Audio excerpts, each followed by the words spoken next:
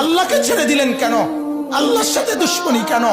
যে ছেলেটা সারাদিন একটা ওয়াক্ত নামাজ পড়ে না, যে বিবি একটা ওয়াক্ত নামাজ পড়ে না, যে মেয়েটা পর্দা করে না, তারে জিজ্ঞাসা করেন না যে মা সবার সাথে সম্পর্ক বজায় রাখো, মালিকের সাথে কেন দুশ্মনী?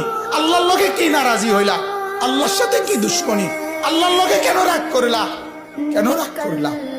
এই বাপ, তোমরা যারা সেজদা করো না, তোমরা বলো না বাজান, বলো না। এই দরদি ভাই চিৎকার করে বললাম, তুমি যদি বলো তোমার পায়ে ধরতে, আমি পায়ে ধরতে রাজি।